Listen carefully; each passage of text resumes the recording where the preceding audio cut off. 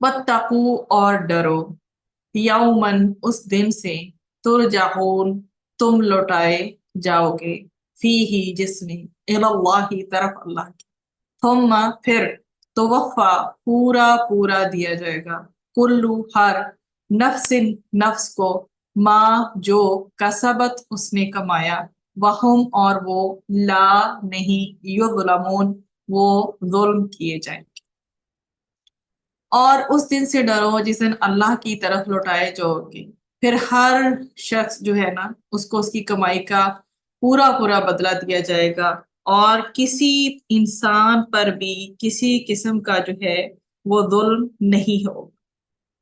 इस आयत में क्या हमें बताया जा रहा है कि उस दिन से डरो जब अल्लाह की तरफ हम सब ने लौटना है, और किसी पर्सन को भी उसका जो भी उसने अमल किया है एक जरा बराबर भी किसी चीज की कमी नहीं की जाएगी। जो भी उसने कमाया है उसको पूरा पूरा उसको जो है हिसाब मिलेगा।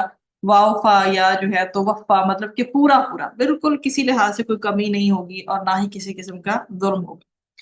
तो इस आयत में अल्लाह सुब्हानहू व तआला ने अपने बंदों को दुनिया के बेसिकली जवाल पजीर होने का बताया कि इस दुनिया के जितने भी माल है ना वो फानी है। ठीक है, दुनिया में ना तो इंसान ने हमेशा रह जाना है, ना ही उसके माल ने हमेशा रह जाना है। और आखिरत क्या है आपको पता है, परमानेंट।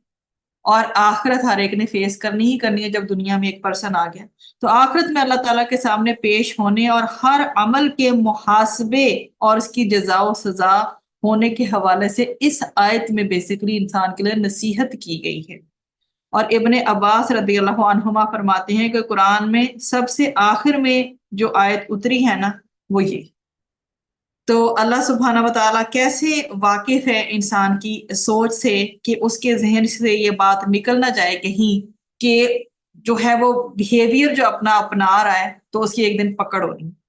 अब बेसिकली इसमें बार बार जो डरने का कहा गया है, तो डरने के हवाले से क्या कहा गया है कि तुमने लौटना है वापस अल्लाह सुब्हाना व तआला की तरफ। एक किसी भी चीज के हवाले से कोई कमी होनी नहीं है। जो भी तुमने जो भी किया है ना, जो भी कमाया है उसका तुम्हें पूरा पूरा हर एक शख्स को अजर मिलेगा, और किसी पर किसी रत्ती बराबर भी जुल्म नहीं होगा। तो बेसिकली टारगेट किस चीज को किया गया है कि अल्लाह ताला ने जो सख्त गिर कर्ज खा होते हैं ना, जो कि कहते हैं कि मैं यहाँ बैठा हूं अभी के अभी मुझे कर्ज जो है जो मुझसे लिया था वापस करो, ऐसे ऐसे जो आपको प्रेशराइज करे कि जल्द अज जल्द मुझे किसी भी सूरत में अपना पैसा वापस चाहिए, हालांकि अगले बंदे की कोई साल तक कैपेसिटी ना हो, 5 साल तक कैपेसिटी ना हो और किसी तरह से कुछ बन ही ना पा रहा हो। ऐसे तंग दस्त बंदे को तंग करना अल्लाह सुब्हाना व तआला के यहाँ बिल्कुल पसंदीदा नहीं। तो यहाँ पर बेसिकली इस आयत में जो वार्निंग की दी जा रही है ना, ऐसे लोगों को दी जा रही है जो कर्ज वापस लेने के लिए इस कदर किसी को तंग कर दें और ये ख्याल ना उनको छूकर गुजरे कि वो कर क्या रहे हैं।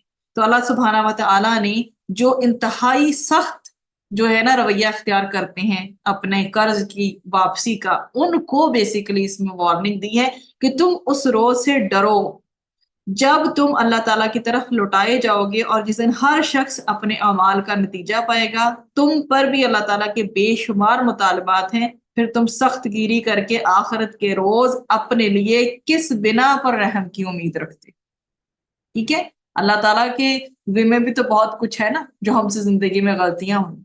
तो एक कर्ज तुम्हारे पास था जिसके हवाले से तुम फ्लेक्सिबिलिटी किसी को दे सकते थे, अगर तुम उसमें भी नहीं दे रहे, ठीक है, तो फिर क्या होगा कि जिस तरह का तुमने बिहेवियर किया होगा ना, तुम्हें वैसे ही अल्लाह ताला से वैसा बिहेवियर, अल्लाह ताला के रहमो करम की उम्मीद ना रखो। अगर तुम खुद जालिम बन रहे हो तो फिर तुम्हारे साथ भी वैसा ही सुलूक होगा आखिरत।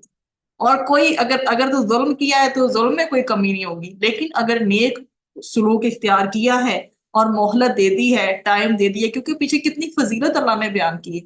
फिर आगे अल्लाह ताला ने आके वार्निंग दी है कि कयामत के हौलनाक दिन से डरो जिस दिन ये वाजिया हो जाएगा कि तुमने कर्जदार को मोहलत दी थी या नहीं।